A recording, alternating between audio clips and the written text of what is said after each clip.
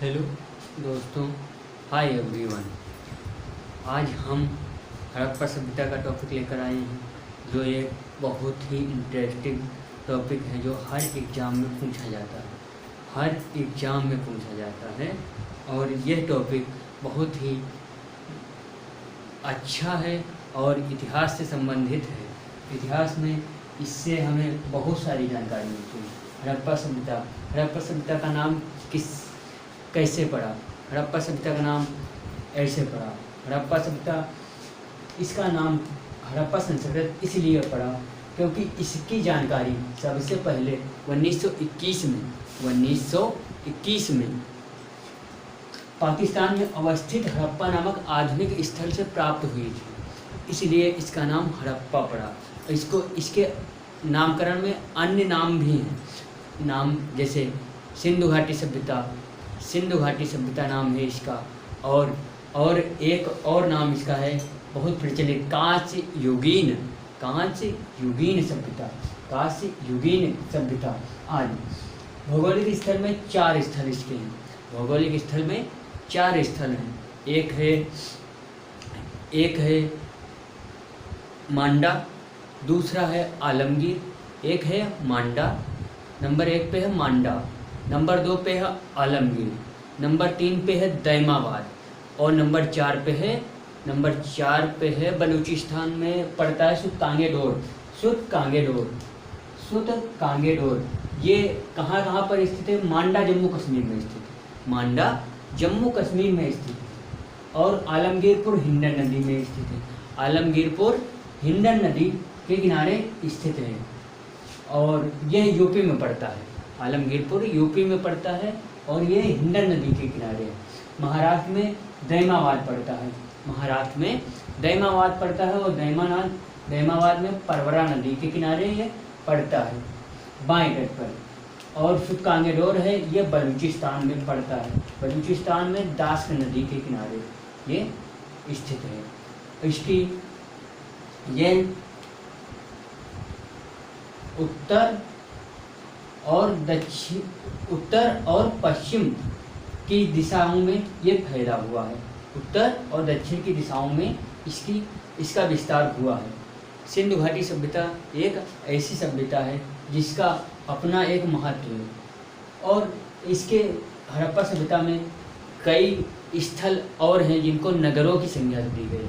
इसमें 7 नगर ऐसे हैं जिनको नगरों की संज्ञा दी गई है। केवल 7 नगर, सिंधु स्थलों को ही नगर की संज्ञा दी गई है, और इसमें 7 हैं। कौन से? हड़प्पा, नंबर 1 पे हड़प्पा, इसके बाद है मोहनजोदड़ो। हड़प्पा और मोहनजोदड़ो के बाद चौहूदड़ो है, फिर लोथल है। लोथल के बाद कालीबंगा मिलेगा। कालीबंगा के बाद बनावली और धोलावीरा। और पंजाब में हड़प्पा और सिंध में पंजाब और हड़प्पा जो स्थल हैं, दोनों स्थल पाकिस्तान में मिलते हैं। हड़प्पा और मोहनजोदड़ो दोनों स्थल पाकिस्तान में पड़ते हैं, और ये इनकी दोनों की एक दूसरे से दूरी कितनी है? 483 किलोमीटर दोनों की दूरी है। और ये सिंधु नदी से ये जुड़े हुए हैं। अब हम देखते हैं कि कुछ और पहलू जिसमें हम कुछ और जानकारियाँ देखेंगे। मोहनजोदड़ो में क्या क्या मिला है? इनके मुख्य स्थल, नामकरण वगैरह तो देख लिए गए हैं। अब कुछ हम अलग देखते हैं। इसमें हम कुछ अलग देखते हैं जो बहुत ही अच्छा होगा। देखो, इतनी जानकारी आपको प्राप्त हो चुकी होगी कि हड़प्पा सभ्यता नाम कैसे पड़ा और क्या हुआ, क्योंकि ये आधुनिक युग की बात थी। अब इसकी खोज किसने की? हड़प्पा सभ्यता की खोज से संबंधित खोज किसने की? खोज इसमें 1921 में राखाल दास राखालदास बनर्जी, राखालदास बनर्जी, राखालदास बनर्जी ने की 1921 में। इसके बाद अब बात आती है हड़प्पा सभ्यता की खोज 1921 में सबसे पहले इन्होंने ही की थी। फिर अब मोहनजोदड़ो की बात आती है। ये मोहनजोदड़ो बहुत ही, इस पर एक फिल्म भी बनी है, इस पर एक फिल्म भी बनी है मोहनजोदड़ो, जो ऋतिक रोशन ने बनाई है, जो आप लोगों को देखना चाहिए, एक बार जरूर देखना चाहिए। मोहनजोदड़ो की खोज किसने की है? 1922 में, 1922 में, 1922 में किसने की है? तो इसकी खोज दयाराम साहनी ने की। इसकी खोज नहीं, सॉरी, हड़प्पा की खोज उल्टा हो गया, सॉरी। हड़प्पा की खोज दयाराम साहनी ने की।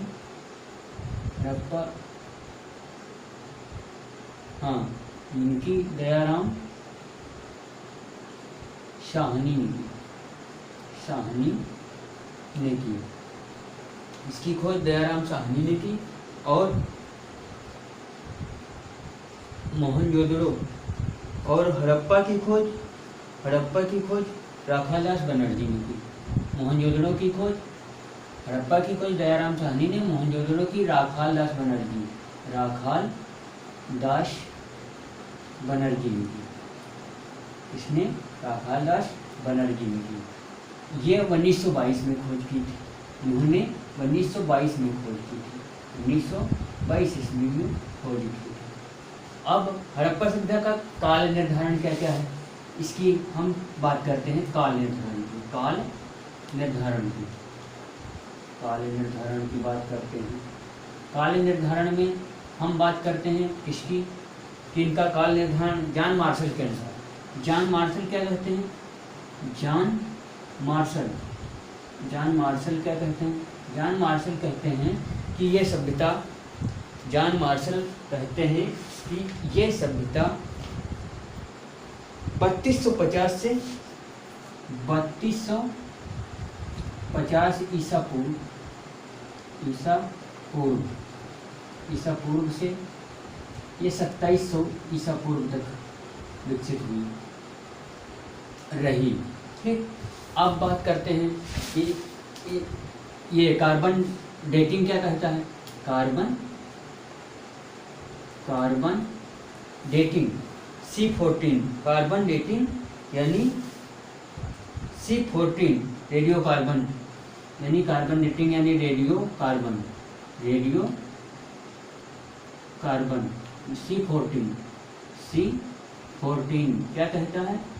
ये कहता है कि ये सभ्यता 2350, यानी ये सभ्यता कार्बन डेटिंग 2350 से 1750 ईसा पूर्व तक विकसित हुई रही।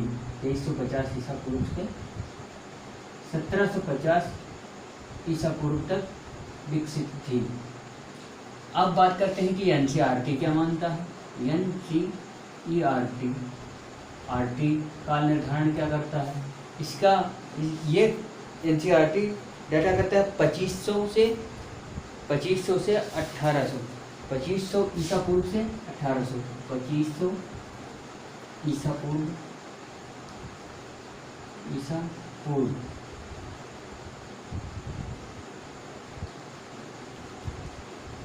ईसा पूर्व से 1800 ईसा पूर्व। ये इनका काल निर्धारण हो गया। काल निर्धारण के बाद कि अब नगरों में देखते हैं कि हड़प्पा सभ्यता क्या क्या कहती है, हड़प्पा सभ्यता में क्या क्या और क्या क्या बना हुआ है।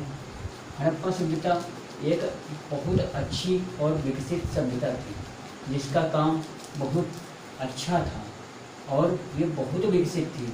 लेकिन ये कुछ लोगों का मानना है कि ये कैसे गायब हो गई, क्या हुआ, इसका कोई पता नहीं है अभी तक, क्योंकि सब अपने अपने मत देते हैं, सब अपने अपने मत दे रहे हैं कि ये सभ्यता बाढ़ आने से ख़त्म हो गई। कोई कहता है कि यहाँ आर्य आए और इनको मारा पीटा और ये इनको समाप्त कर दिया। कुछ कहते हैं कि ये सूखा पड़ गया इसलिए ये सभ्यता ख़त्म हो गई। कुछ लोग कहते हैं इन्हें खाने के लिए नहीं बचा, कुछ लोग कहते हैं कि इन्हें पानी पीने के लिए कुछ नहीं बचा। तो ये सब अपने अपने मत दे रहे हैं कि ये सभ्यता कैसे गायब हो गई। और इसका पता तो तब चला जब ये अंग्रेज लोग ये रेलवे लाइन बिछा रहे थे, तो उसमें ईंटें जो थी तो वो ला रहे थे लेबर, पता नहीं कैसे कहाँ से ला रहे थे, जिनसे इन्हें बहुत सारी जानकारी मिली।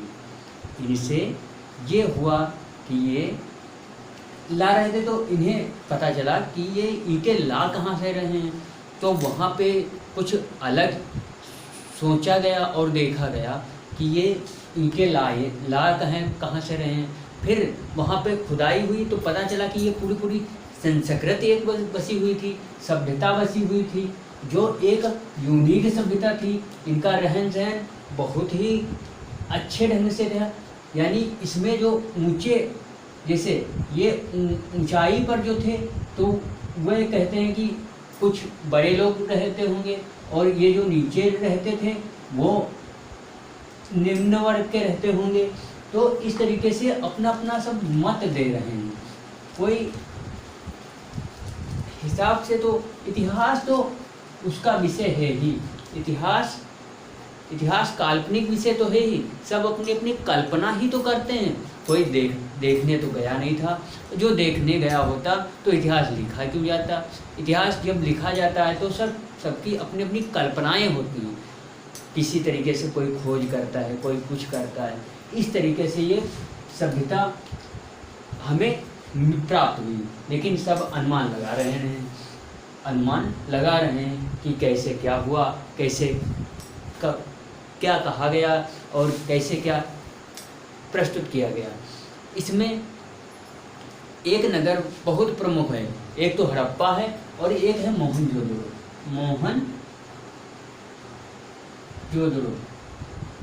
इस पे फिल्म बनी है दोस्तों, जो आप लोगों को बहुत अच्छे तरीके से समझा पाएगी, जिसको एक बार देखने पे हड़प्पा सभ्यता के रहन सहन और उनका राबा ढाबा पता चल जाएगा कि वह कैसे रहते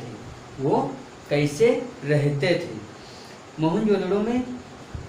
मोहनजोदड़ो में ये सिंधु नदी तंत्र पे, सिंधु नदी के किनारे बसे हुए थे, इसीलिए इन्हें सिंधु नदी सभ्यता भी कहते हैं, सिंधु घाटी की सभ्यता भी कहते हैं, इसे सिंधु घाटी की सभ्यता भी कहते हैं। नंबर 1 पे हड़प्पा, मोहनजोदड़ो। और मोहनजोदड़ो में क्या क्या मिला है? यहाँ एक विशाल स्नानागार मिला है, यहाँ एक विशाल स्नानागार मिला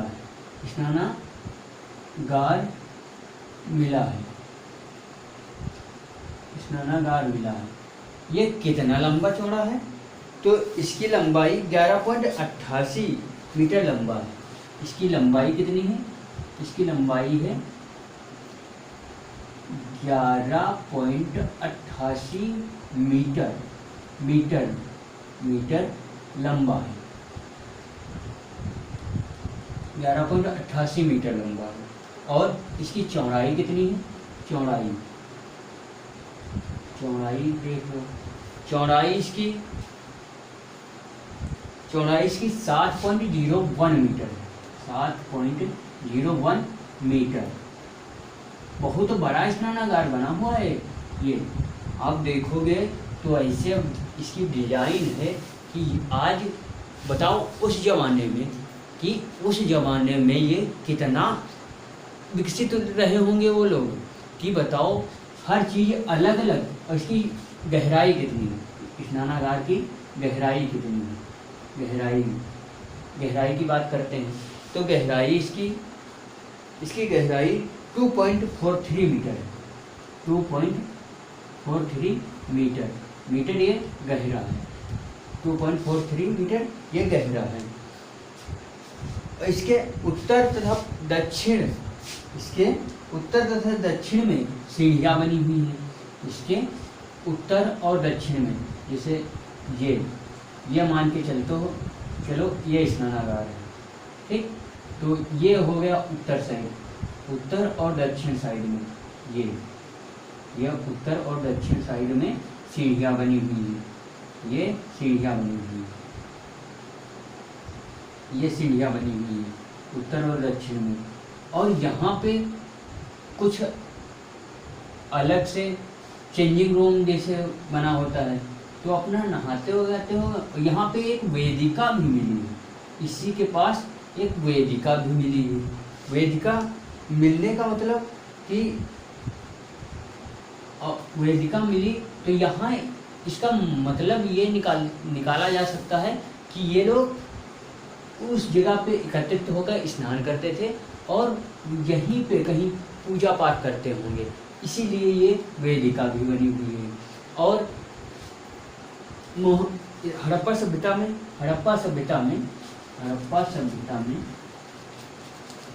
बात करते हैं हड़प्पा सभ्यता की।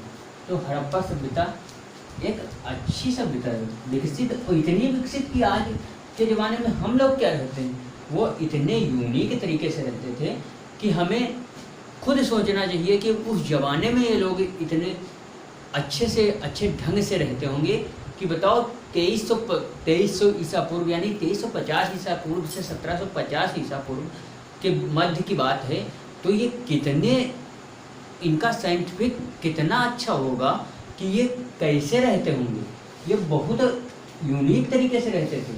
और ये व्यवसाय क्या क्या करते थे, ये लोग व्यवसाय क्या क्या करते थे, व्यवसाय।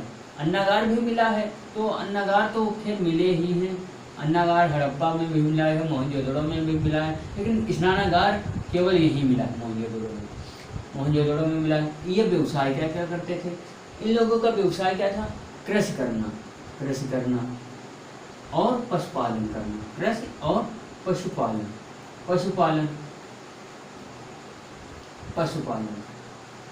तो पशुपालन में ये सबसे पहला पालतू पशु कुत्ता था।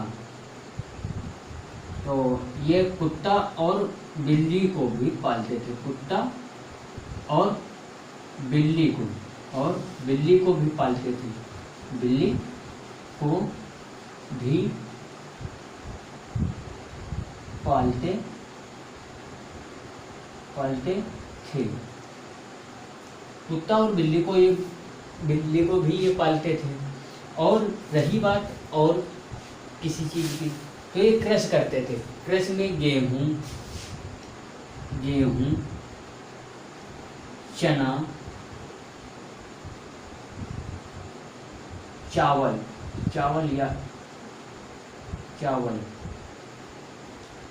और धान, और चावल ही धान है, और जौ आदि की खेती भी करते थे, ठीक। और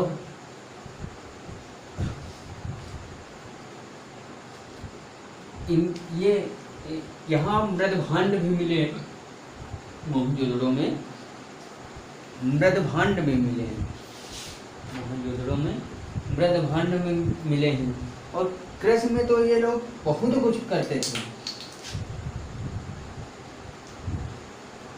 लेकिन यहाँ पे गन्ना को कोई साक्ष्य नहीं मिला है। गन्ना ये लोग नहीं बोते थे, गन्ना का कोई साक्ष्य नहीं मिला, यानी गन्ने को इनके पास कोई जानकारी नहीं, कोई जानकारी नहीं थी, गन्ने की इनके पास कोई जानकारी नहीं थी। बात करते हैं अब कि ये लोग क्या क्या करते थे पशुपालन में। तो पशुपालन में घोड़े के साक्ष्य मिले हैं, लेकिन घोड़े को इनको जानकारी तो होगी क्योंकि साक्ष्य मिले हैं, लेकिन ये पता नहीं लगाया जा सका है कि ये पालतू पशु घोड़ा को बना पाए थे या नहीं बना पाए थे। और इनका सबसे प्रिय पशु कौन था? कुबर वाला बैल। इनका सबसे प्रिय पशु कौन सा था? तो सबसे प्रिय पशु कुबर वाला बैल था। कुबर वाला बैल था। कुबर वाला बैल था। अगर कुछ ना समझ में आए तब भी बहुत कुछ समझ सकते हो इससे, क्योंकि ये टॉपिक हर एग्जाम में पूछा जाता है। गेहूँ कि इनको गन्ना की जानकारी थी या नहीं थी, ये घोड़े की जानकारी रखते थे या नहीं रखते थे, ये सब पूछे जाते हैं सवाल। और पूछने का मतलब कि अगर एग्जाम में सवाल आते हैं तो सवाल तो आएंगे ही, क्योंकि टॉपिक दिया हुआ है तो ज़रूर सवाल बनने चाहिए और बनते भी हैं। अभी हाल ही के दिनों में पूछा था कि यूपीएससी ने पूछा था कि ये घोड़े को जानते हैं या नहीं जानते हैं। तो ये घोड़े को तो जानते हैं और ये देवी देवताओं की पूजा करते हैं। हाँ, देवी देवताओं की पूजा करते हैं, क्योंकि पशुपति और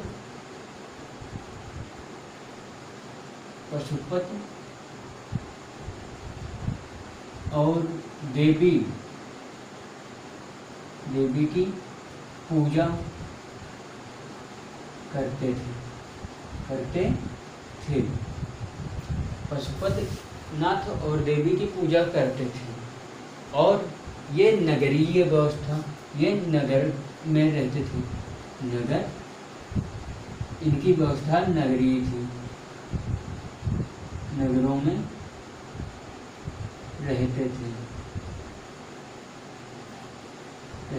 इसलिए ये नगरीय थे, ग्रामीण नहीं थे।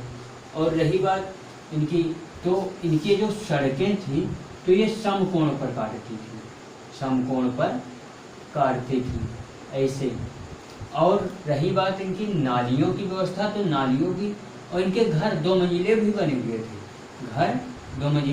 हुए थे ऐसे करके, और 2 मंजिले भी बने हुए थे इनके घरों में 2 मंजिल भी था, और ये 2 मंजिलों में रहा करते थे।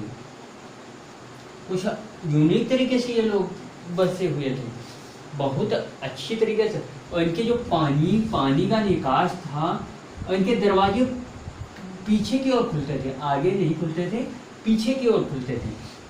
यानी रोड उस तरफ है तो दरवाज़ा इस तरफ खुलेगा, और पानी अगर जाता था तो सड़क है ये वाली, तो इसी के किनारे किनारे मोरियाँ बनी हुई थी, यानी नाली बनी हुई थी, और ये ढकी हुई भी थी। बताओ, इतनी बड़ी अच्छी व्यवस्था इन लोगों की थी कि आज हम लोग क्या बताएं कि हम खुद शर्म महसूस करें कि बताओ उस ज़माने में ये लोग पानी वगैरह की इतनी व्यवस्था रखते थे कि कुछ कहने को नहीं। और आज तो देखो क्या कर रहे हैं, सब पानी बर्बाद कर रहे हैं, और हर तरीके से कहाँ गंदगी है, क्या है, कुछ पता ही नहीं चलता। तो ये लोग बहुत यूनिक तरीके से रहते थे, कभी कुछ हुआ ही नहीं इन लोगों में, बहुत अच्छी तरीके से रहते थे। हम क्या बताएं, हम इन लोगों की जानकारी हमें पढ़ करके बहुत अच्छा लगा। और हाथी का ज्ञान था और गेंडे से भी परिचित थे, और जैसे पशुपालन में ये हाथी का ज्ञान था, इन्हें हाथी का ज्ञान था, गेंडे का ज्ञान था। लेकिन जो घोड़ा है, घोड़े को साक्ष्य तो मिले हैं, लेकिन ये पालतू पशु बना पाए थे या नहीं बना पाए थे, इस विषय में मतभेद है। पूरी क्लियरिटी नहीं पता है कि ये पालतू पशु बना पाए थे या नहीं बना पाए थे। इसलिए अब हम देखते हैं इनके शिल्प और तकनीकी। तो ये तांबा राजस्थान की खेतड़ी जिले से मंगवाते थे, राजस्थान तांबा का इन्हें ज्ञान था, तांबे के साथ साथ टिन का भी ज्ञान था। तांबे के साथ साथ इन्हें टिन का भी ज्ञान था। तांबे के साथ साथ इन्हें टिन का भी ज्ञान था। और रही बात मोहनजोदड़ो से चुने हुए सूती कपड़े का टुकड़ा मिला, यानी ये कपड़े की जानकारी, यानी सूती कपड़े की भी जानकारी थी। तो अगर सूती कपड़ा भी मिला है तो यानी कि ये कपास भी पैदा करते होंगे, कपास की भी इन्हें जानकारी होगी, जरूर होगी, क्योंकि जरूर होगी इसलिए क्योंकि अगर सूती कपड़ा मिला है तो जायज है कि ये कपास पैदा करते होंगे। यदि कपास पैदा करते हैं तभी तो कपड़ा बनता है। सॉरी। तो ये इनके शिल्प कला की बात हुई। कुम्हार के चाक का भी वर्णन आया है। तांबे के साथ साथ टिन का भी प्रयोग होता था और कांसा तांबे और टिन को मिलाकर ही बनाया जाता था। तांबा टिन कांसा बनाया जाता था दो धातुओं के मिलने से। कौन कौन से? तांबा प्लस टिन मिला करके बनता था कांसा। इसीलिए इसे कांस्य युगीन सभ्यता भी बोला गया है, क्योंकि ये कांसे का प्रयोग ज़्यादा करते थे। कांस्य युगीन सभ्यता नाम भी दिया गया था। अभी जो हम पहले बताते थे कांस्य युगीन सभ्यता नाम दिया गया था।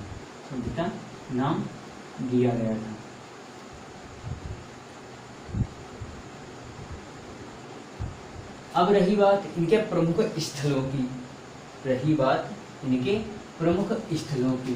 तो अब हम बात करते हैं प्रमुख स्थलों की।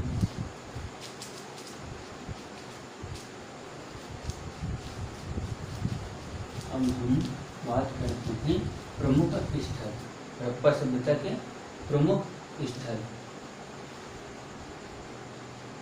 की।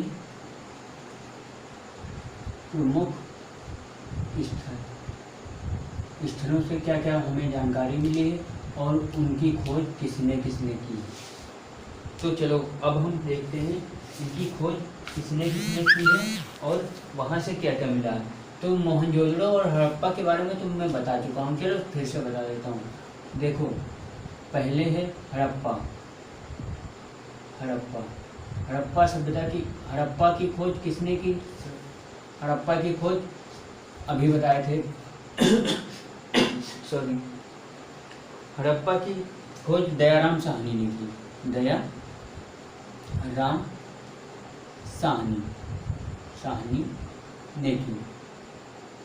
दयाराम साहनी ने की। और यहाँ से मिला हमें क्या क्या है? तो यहाँ से हमें महाविद्यालय और विशाल स्नानागार मिलेंगे। महाविद्यालय यानी ये पढ़ते भी होंगे, क्योंकि महाविद्यालय भी मिला है और विशाल स्नानागार भी मिला है। ये मोहनजोदड़ो से मिला है। सॉरी,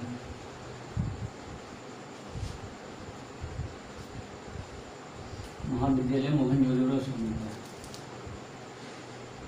रही बात, तो यहाँ से कांसे की गाड़ी मिली। कांसे गाड़ी मिली है। कांस्य गाड़ी के बाद मिला हुआ है इनको अन्न भंडार, अन्नागार यानी अन्नागार भी मिला हुआ है। अन्नागार के बाद इन्हें मिला है वस्त्र पहने हुए एक मूर्ति। पारदर्शी वस्त्र पहने हुए एक मूर्ति। पारदर्शी पहने हुए एक मूर्ति भी मिली हुई है। पारदर्शी पहने हुए एक मूर्ति मिली हुई है। और क्या मिला है? और कांस्य दर्पण मिला है और शंख का बेल मिला हुआ है। मछुआरे का चित्र मिला हुआ, मछुआरे का चित्र मिला हुआ, मछुआरे का चित्र मिला हुआ, चित्र मिला हुआ है।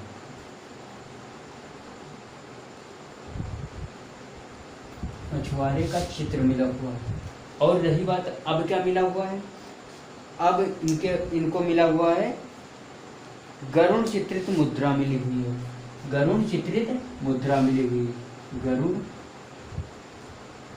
यानी गरुड़ चित्रित मुद्रा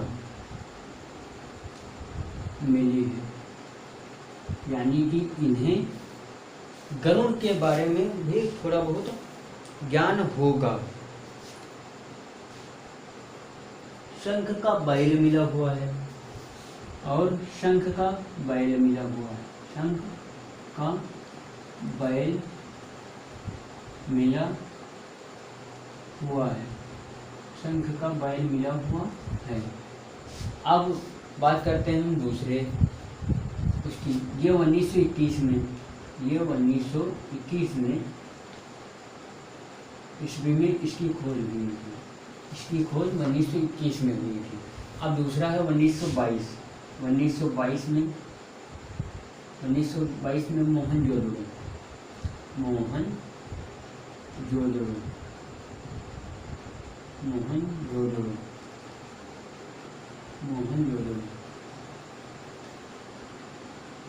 मोहनजोदड़ो, इसकी खोज राखाल दास बनर्जी ने की, राखाल दास बनर्जी ने की। यहाँ से क्या क्या मिला है, तो यहाँ से अभी हमने बताया था कि ये महाविद्यालय भी मिला हुआ है। तो महाविद्यालय में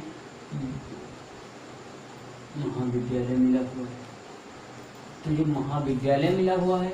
अब क्वेश्चन पूछा जा सकता है कि महाविद्यालय मिला या नहीं मिला, तो आप बता सकते हैं कि मोहनजोदड़ो में इन्हें महाविद्यालय भी मिला हुआ है, महाविद्यालय भी मिला हुआ है। और पुरोहितों का आश्रम भी मिला हुआ है, पुरोहितों का आश्रम भी मिला हुआ है, पुरोहितों का आश्रम भी मिला हुआ है, पुरोहितों का आश्रम भी मिला हुआ है, मिला है, आश्रम भी मिला है। और क्या मिला है, कांस्य की नग्न महिला मूर्ति मिली है, कांस्य की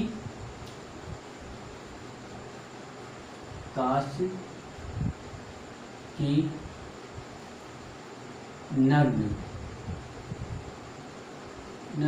मूर्ति मिली हुई है, मूर्ति मिली हुई है, कांस्य की नग्न मूर्ति मिली हुई है, जो ये छोटी है, ज़्यादा बड़ी नहीं है लेकिन ये छोटी है। और दाढ़ी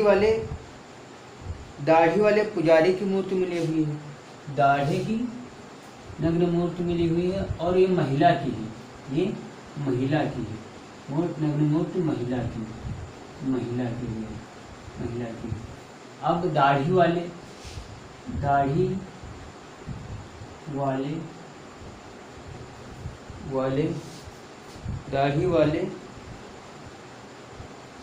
पुजारी की मूर्ति मिली हुई है, दाढ़ी वाले पुजारी की मूर्ति मिली हुई है, पुजारी की मूर्ति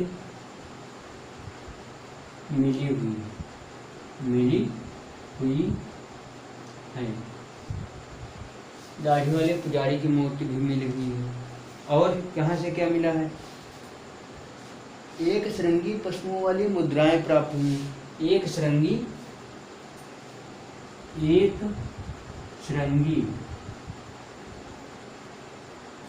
पशुओं वाली,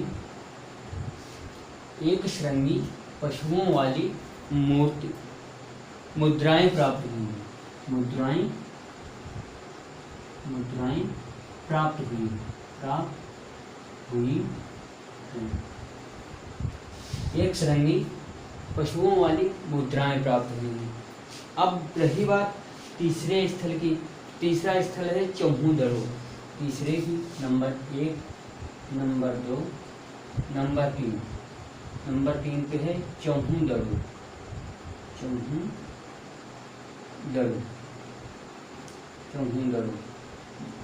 ये कब खोज हुई इसकी खोज किसने की और कब खोज की? तो ये 1931 ईस्वी में खोज हुई, 1931 ईस्वी में। और इसको खोज किसने की? मजूमदार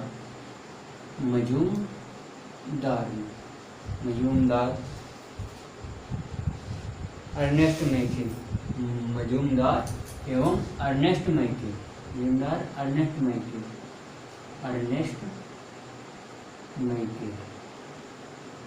ने खोज की। यहाँ से क्या क्या मिला है? तो यहाँ से बिल्ली का पीछा करते हुए कुत्ते का चित्र मिला हुआ है, कुत्ते का साक्ष्य मिला है।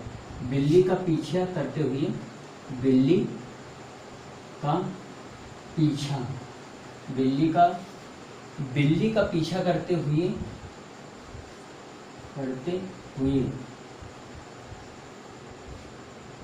कुत्ते का चित्र मिला हुआ, कुत्ते का साक्ष्य मिला हुआ, कुत्ते का साक्ष्य मिला है। और अब क्या मिला है? मनके बनाने का कारखाना मिला है, मनके बनाने का कारखाना, मनके बनाने का कारखाना मिला हुआ है।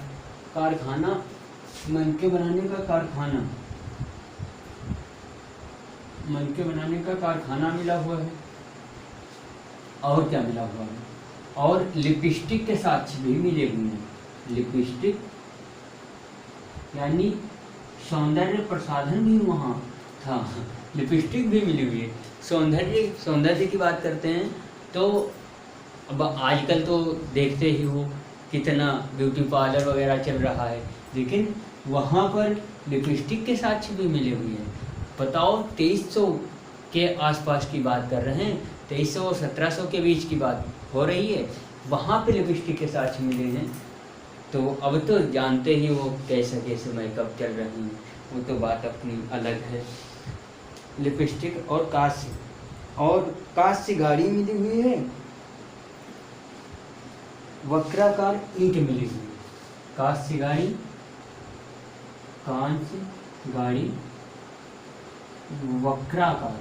वक्राकार ईंट मिली हुई है,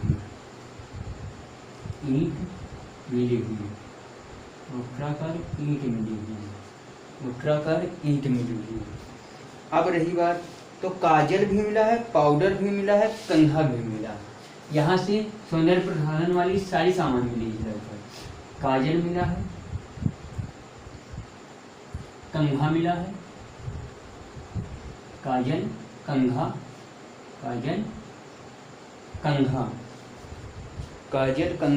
पाउडर भी मिला हुआ है, पाउडर भी मिला हुआ है।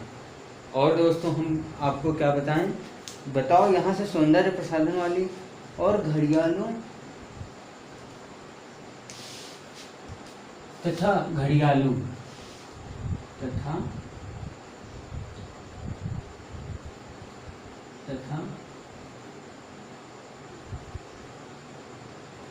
घड़ियालों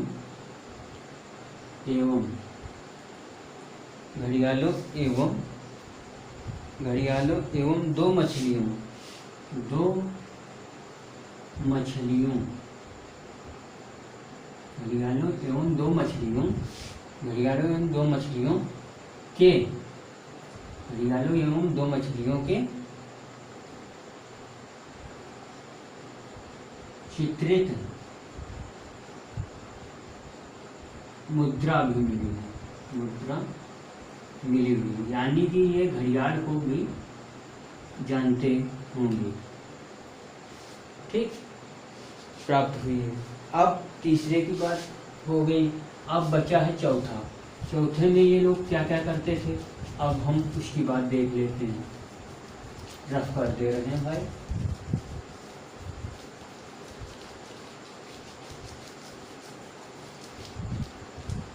रफ कर दे रहे हैं तभी तो आ पाएगा, तभी तो आएगा कैसे। रफ कर दे रहे हैं। अब रही बात उसकी लोथल की, तो लोथल रंगनाथ राव ने खोज की लोथल। चौथा स्थल कौन सा है? लोथल। लोथल लोथल लोथल की खोज रंगनाथ राव ने की थी 1957 ईस्वी में। 1957 ईस्वी में रंगनाथ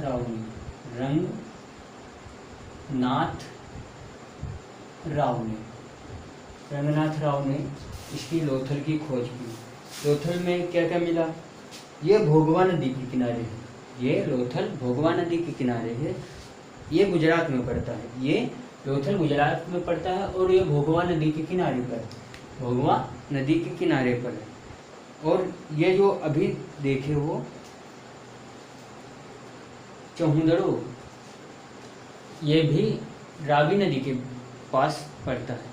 रावी नदी के करीब में पड़ता है। सिंधु रावी और यही चौहुंदड़ो सिंधु के पास ही लगभग पड़ता है। सिंधु और रावी के पास ही पड़ता है। अब रही बात तो भोगवा, इसमें क्या क्या मिला है? तो वृत्ताकार तथा चौकोर अग्निवेदिका मिली। यहाँ से वृत्ताकार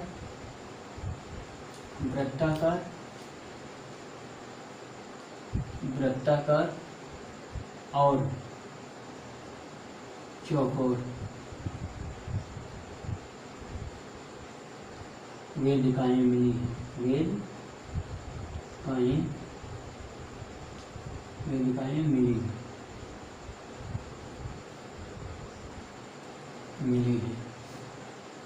अब रही बात आगे की बात, तो आगे की बात में इन्हें क्या क्या चावल तथा बाजरे पर दो मुहे राक्षस का अंकन।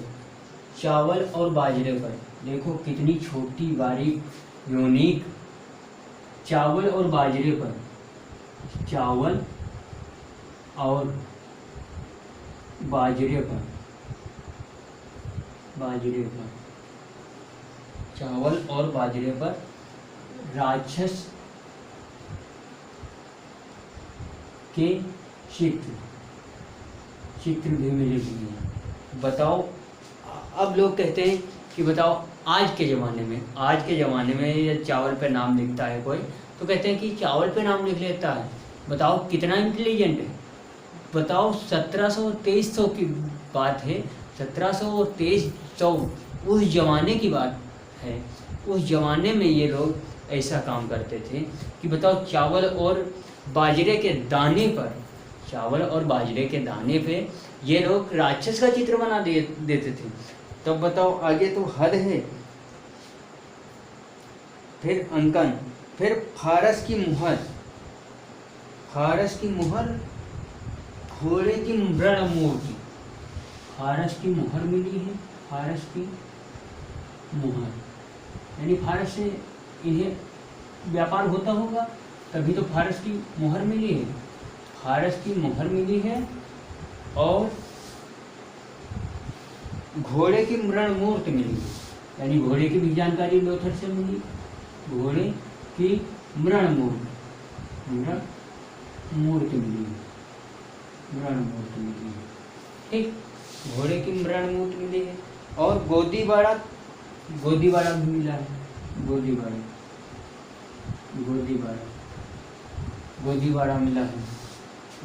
मिला है।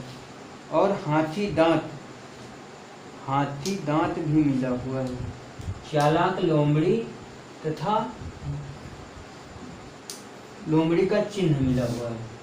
चालाक लोमड़ी का चिन्ह भी मिला हुआ है। चालाक लोमड़ी का चिन्ह भी मिला हुआ है। इतनी चीज़ें बताओ इन लोगों को मिली, साक्ष्य में मिली। अब बात करते हैं कालीबंगा की। पांचवा स्थल है कालीबंगा। पांचवा स्थल है कालीबंगा।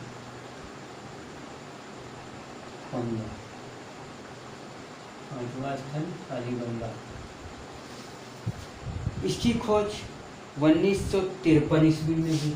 इसकी खोज 1953 ईस्वी में हुई। इसकी खोज किसने की? तो बनवारी लाल, ब्रजवासी अमलानंद घोष और ब्रजवासी लाल ने की। अमलानंद घोष, अमलानंद घोष, अमलानंद घोष और ब्रजवासी, ब्रजवासी, ब्रजवासी, ब्रजवासी लाल ने की। ब्रजवासी लाल ने की। कालीबंगा से हमें क्या क्या मिला है?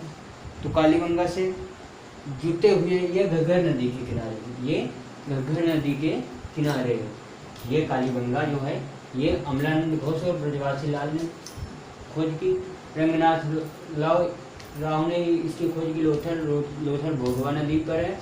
और कालीबंगा ये हमें पड़ता है, ये हमें पड़ता है घग्गर नदी। घग्गर नदी, घग्गर नदी राजस्थान में बहती है। घग्गर नदी, घाघरा अलग है और घग्गर अलग है। हम बता दे रहे हैं कि घाघरा अलग है और घग्गर अलग है। घाघरा नदी अलग है और घग्गर अलग है।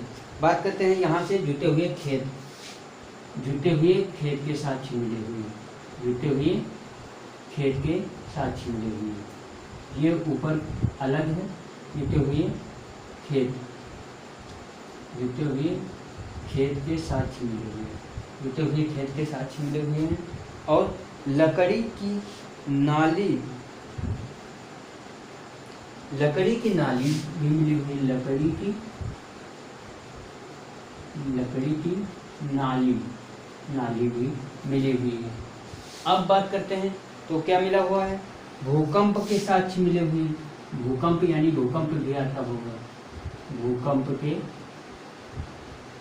साक्ष्य मिले, साक्ष्य मिले सॉरी। अग्निहवन कुंड, अग्निहवन कुंड भी मिला हुआ है। अग्निहवन कुंड, अग्निहवन कुंड भी मिले हुए हैं। अग्निहवन कुंड के बाद चूड़ियाँ भी मिली हुई हैं। कालीबंगन, बंगन से यानी मतलब चूड़ियाँ, बंगन से समझ जाना कि चूड़ियाँ, चूड़ियाँ भी मिली हुई हैं। बंगन से हमें चूड़ियाँ भी प्राप्त हुई हैं। और फसल बोने के साथ, एक साथ फसल बोने के साथ मिले हुए हैं। एक साथ फसल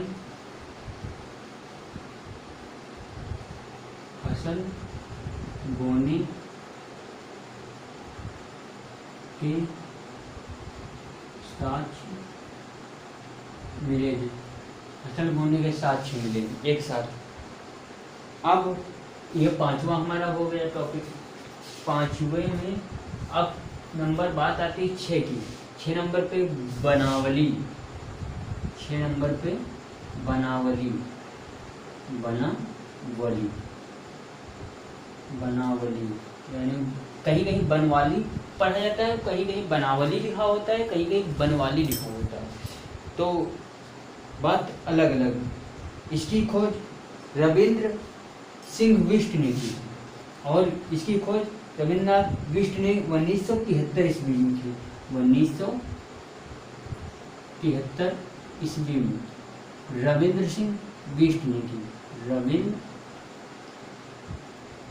सिंह बिष्ट ने की। इसकी खोज रविंद्र सिंह बिष्ट ने की। ये दूसरा हो गया, ये इसका हो गया, रविंद्र सिंह बिष्ट ने की। ठीक, इसकी खोज रविंद्र सिंह बिष्ट ने की। अब रही बात यहाँ से, ये सरस्वती नदी के किनारे, ये सरस्वती नदी के किनारे है जो आजकल विलुप्त हो चुकी है। सरस्वती नदी आजकल विलुप्त हो चुकी है। सरस्वती नदी आजकल विलुप्त हो चुकी है और अब ये मिली हुई है, यह हिसार वर्तमान क्षेत्र हिसार है और यहाँ से जौ और मिट्टी का हल मिला हुआ है। यहाँ से प्राप्त क्या क्या हुआ है, जौ, मिट्टी का हल, मिट्टी का हल, मिट्टी का हल मिला हुआ है। मिट्टी का हल के बाद बैलगाड़ी के पहिए का साक्ष्य मिला हुआ है। सड़कों पर ये खिलौना गाड़ी, मिट्टी का हल, खिलौना गाड़ी, ये खिलौना गाड़ी, ये खिलौना गाड़ी, ठीक। जौ और मिट्टी का हल, खिलौना गाड़ी। अब रही बात तो सड़कों पर बैलगाड़ी के पहिए के साथ मिले, सड़कों पर बैलगाड़ी के पहिए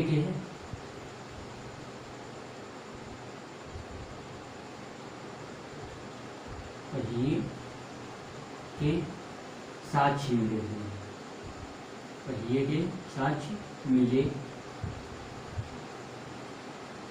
हुए हैं, ठीक। अब बात आती है दूसरे 6 नंबर के बाद 7वां नंबर पे आता है रंगराव, रंगपुर, नंबर 7 रंगपुर, रंगपुर ये भी शहर है। सवाल पूछे जाते हैं भाई दोस्तों ऐसे, जैसे कि हम आपको बता दें, सवाल पूछेगा कि लोथल में कौन से साक्ष्य मिले हैं, तो लोथल में हमें पता चला कि क्या क्या मिला है। तो लोथल में जैसे हमने देखा कि गोदीबाड़ा मिला हुआ है, गोदीबाड़ा के साथ बैलगाड़ी मिली हुई है, ठीक।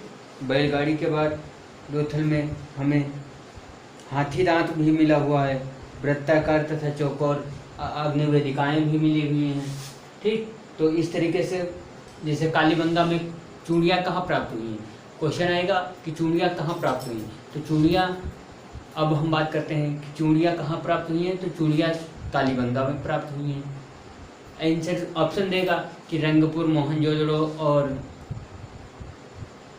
लोथल, ऐसे ऑप्शन बनाकर दे देगा और उसमें कालीबंगा भी रहेगा। अब आपको कालीबंगा चुनना होगा क्योंकि चूड़ियाँ वहीं से प्राप्त हुई हैं। कालीबंगा से बहुत कुछ मिला हुआ है, ठीक। इसके अलावा अब रंगपुर, S.R. राव ने 1954 ईस्वी में इसकी खोज की, 1954 ईस्वी में रंगराव राव S.R. राव ने, S.R. राव ने इसकी खोज की, S.R. राव ने खोज की। यहाँ 3 संस्कृतियों के अवशेष मिले हैं, नालियाँ, कच्ची ईंट के दुर्ग, धान की भूसी और ज्वार बाजरा मिला है। यहाँ ज्वार बाजरा, धान की भूसी, धान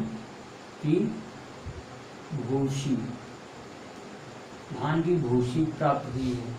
और यहाँ से क्या मिला है, 3 संस्कृतियाँ मिली हुई हैं, 3 संस्कृतियों के साक्ष्य मिले हुए हैं, संस्कृतियों के साक्ष्य मिले हुए हैं, 3 संस्कृतियों के साक्ष्य मिले हुए हैं।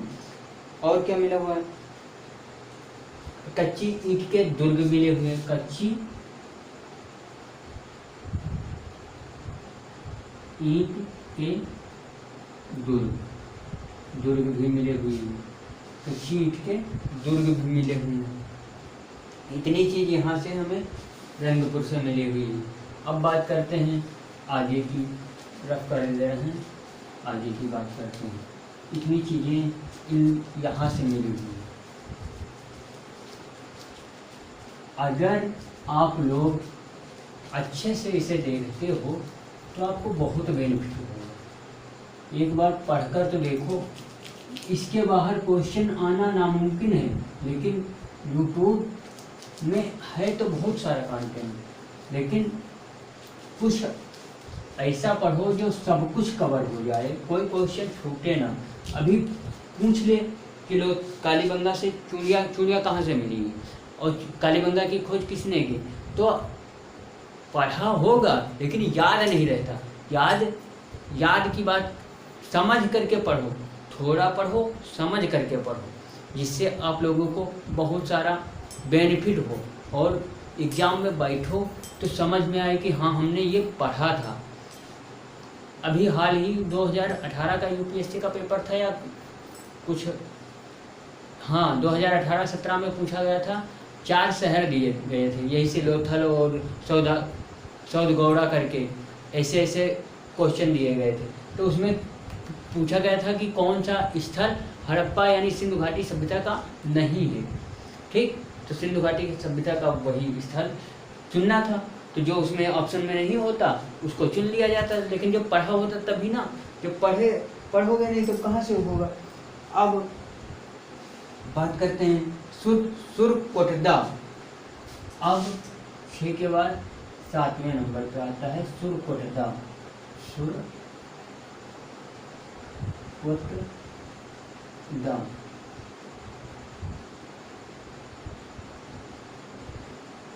सुरकोटदा इसकी खोज सुरकोटदा की खोज जगपति जोशी ने 1964 ईस्वी में की। 1964 ईस्वी में जगपति जोशी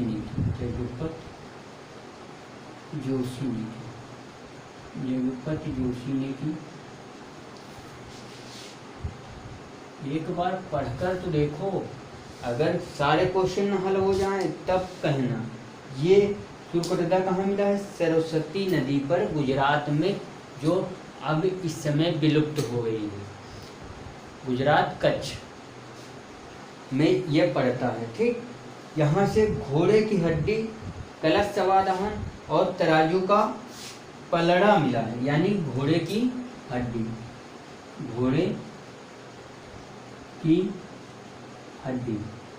पूछेगा कि घोड़े की हड्डी कहाँ से मिली, तो आपको पता होना चाहिए कि सुरकोटदा से हमें घोड़े की हड्डी की जानकारी हमें मिली हुई है।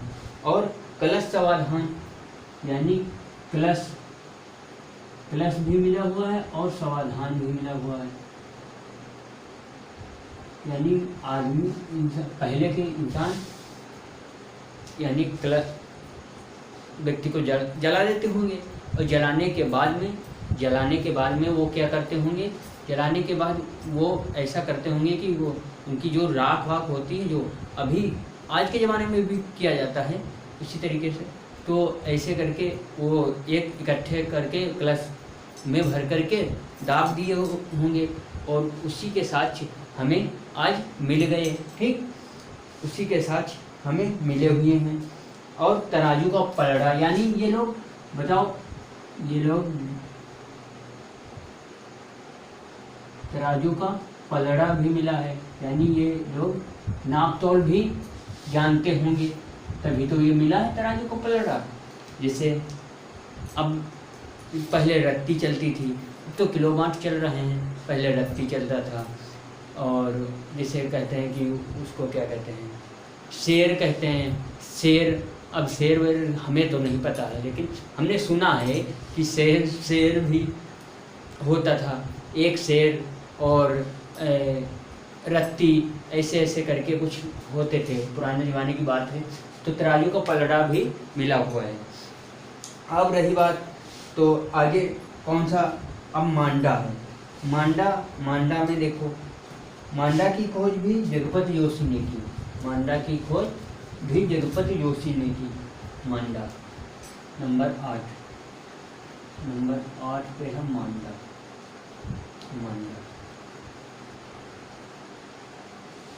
मांडा की खोज जगपति जोशी ने की।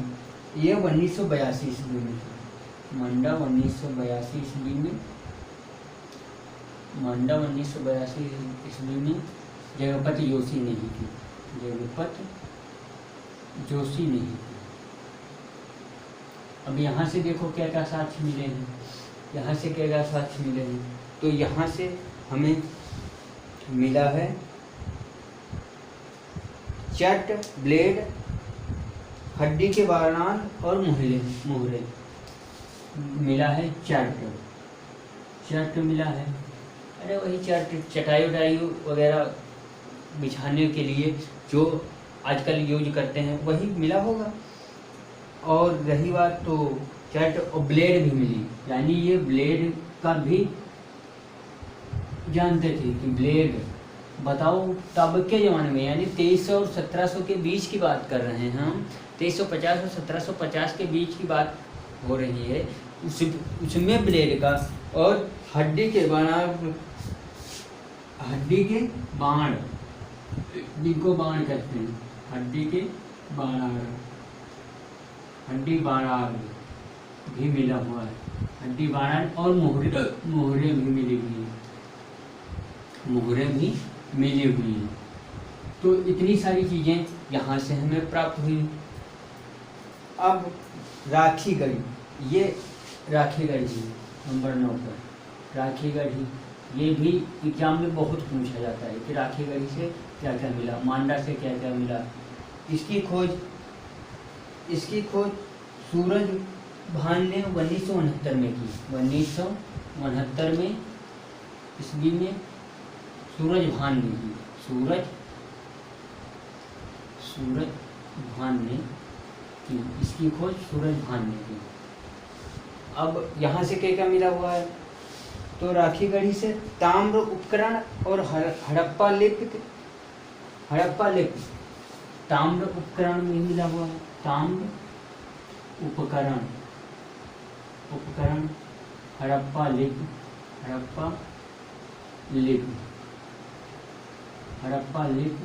ताम्र उपकरण। और क्या मिला हुआ है, ताम्रलिपि, हड़प्पा उपकरण, और मिला हुआ है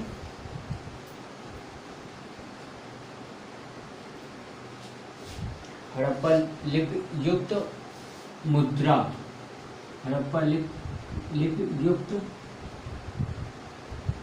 मुद्रा मिली हुई है। इतनी चीज़ें यहाँ से मिली हुई हैं।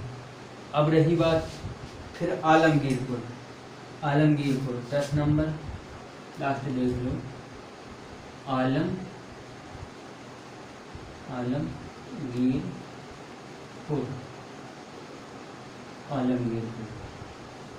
आलमगीरपुर। इसकी खोज जगदत्त शर्मा ने 1958 ईस्वी में की, 1958 ईस्वी में की जगदत्त शर्मा ने,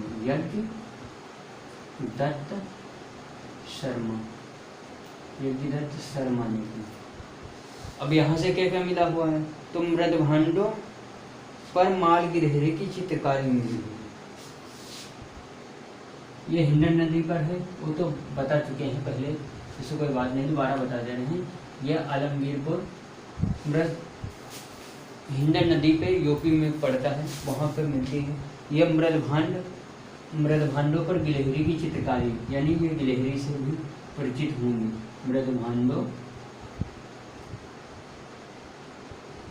मृदभांडों पर गिलहरी की चित्रकारी भी मिली, गिलहरी की चित्रकारी भी मिली है। इतने टॉपिक हुए हमारे। अब नमस्कार, थैंक यू दोस्तों, वेलकम।